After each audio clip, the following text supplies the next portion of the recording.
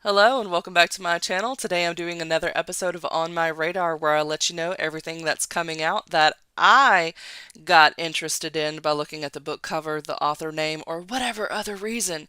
It just stood out to me, so it's on my radar. Now I'm putting it on your radar, letting you know the books that are coming out between today and this Saturday. So, yeah, you want your book to be featured because you're an author too? Check out the form down below, fill it out, and you will be considered. It just gets your book in front of my eyes for me to determine whether I want to feature it or not. Nobody's books are guaranteed. I don't get paid to put any specific books on here. It is all just the books that catch my eye. And let's get into those books now. Into the Attic by Ellen Sherman comes in at 194 pages and is pitched as fiction. As Caroline, a 59-year-old writer, confronts her tragic past amidst the mountains of boxes in her attic, the ghost of her parents and first husband appear. They had died in a car accident nearly 20 years earlier when her two children were small. It is the night before Thanksgiving, which Caroline and her second husband are hosting. At first, the ghosts say they can only meet with her and only in the attic.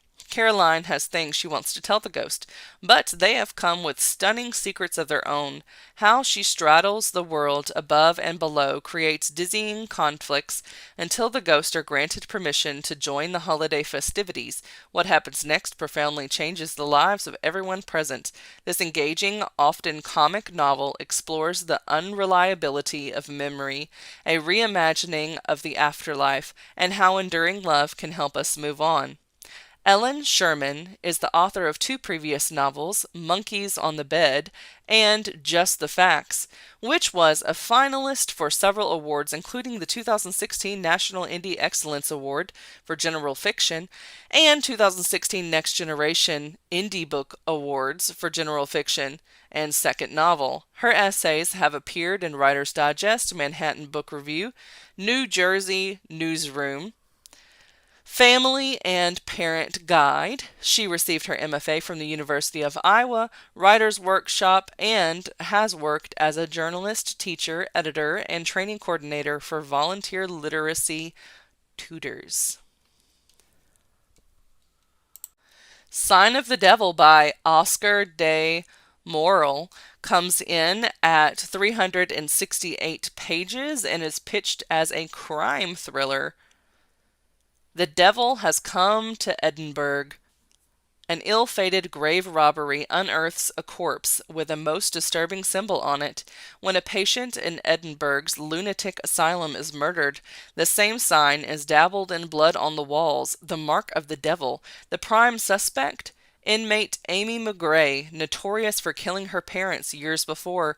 Her brother, Detective Nine Nails McGray, must prove her innocence with the help of an old friend, Inspector Ian Frey. Insists he is retired, but when called upon, he reluctantly agrees to their final case. As twists follow bombshells leading to secrets that have been waiting in the shadows all along, all will be revealed. New York Times says it's hugely entertaining. Ian Rankin says it is properly creepy and gothic. And Crime Review says it is genuinely riveting. Oscar de Morel has was born in Mexico City, where he began writing stories aged 7 and later came to the UK to complete a PhD in chemistry.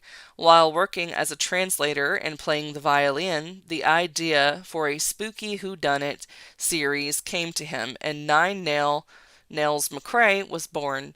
Oscar has now written 4 Fay and McGray titles and splits his time between Manchester and Mexico City. The Musician by Heloisa Prieto comes in at 188 pages and is pitched as magical realism.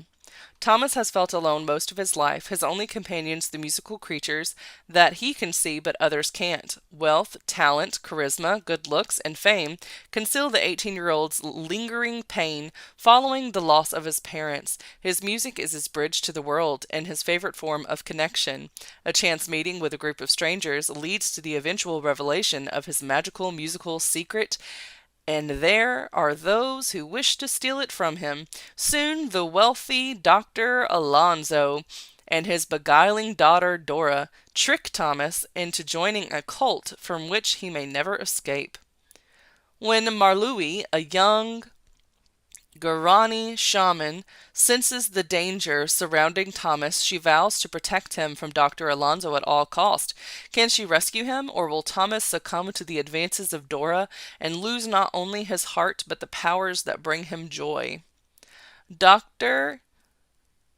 Heloísa Prieto is one of Brazil's most celebrated children and YA authors. She has sold over 2 million books in her native country. Her mono-series of YA novels inspired the Time Warner movie The Best Things in the World. She recently published 1002 Ghosts, and her book Viajantes do Vento was selected for the PNLD Public Book Purchasing Program, the biggest of its kind in the world. She has spent a lifetime researching myths and legends, both ancient and modern, and organizing and curating collections of cross-cultural interest. She has created and organized numerous creative writing workshops for children, teenagers, and adults. Heloisa also has a PhD in French literature and a master's degree in semiotics.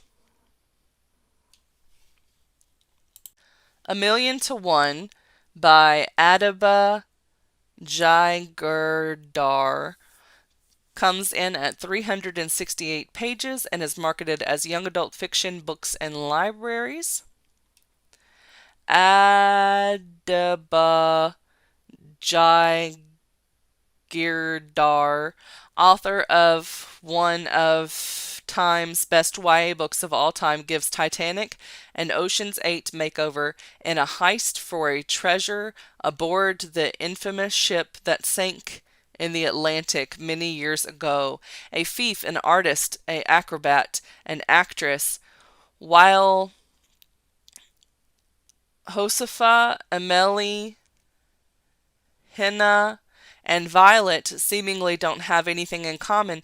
They're united in one goal: stealing the Rubaiyat, a jewel-encrusted book aboard the RMS Titanic.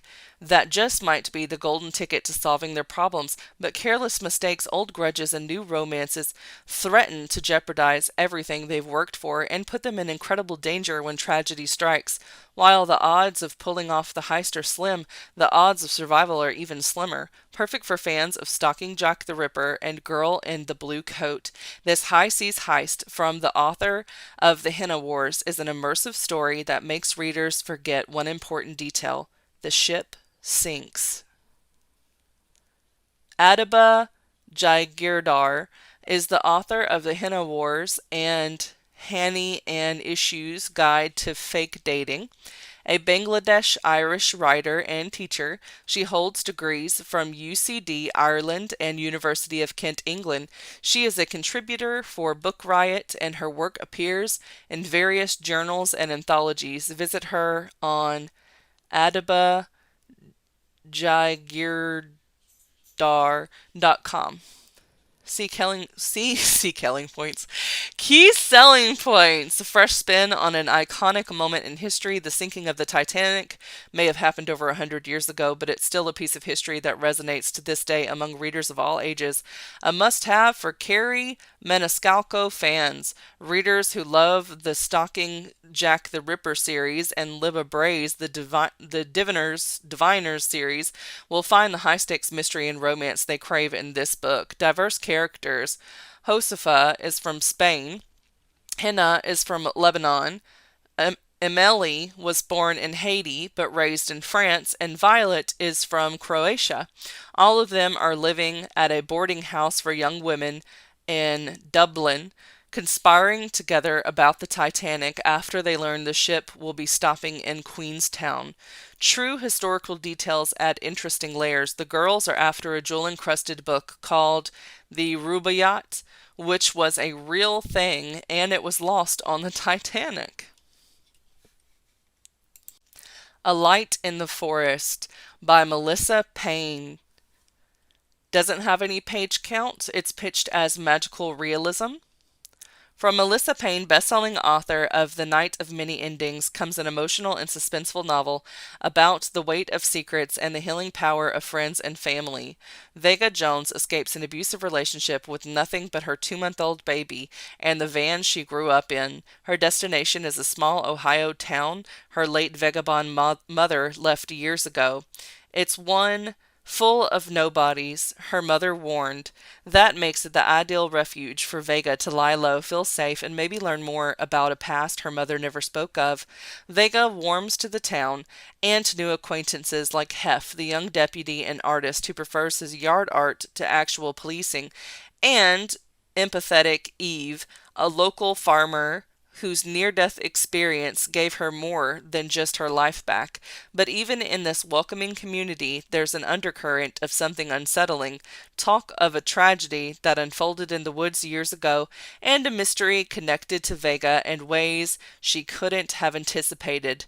As a mother on the run and following a path of mounting risk and illuminating secrets, Vega discovers that even during the darkest of times, there's light in unexpected places. So that's the last one I have for this week. I hope you've enjoyed this episode of On My Radar. Don't forget to like, comment, subscribe, share with friends, and I will see you all in the next one. If you're an author and want to be featured, make sure you check out the description for the link where you can sign up to be considered. That's all. Bye.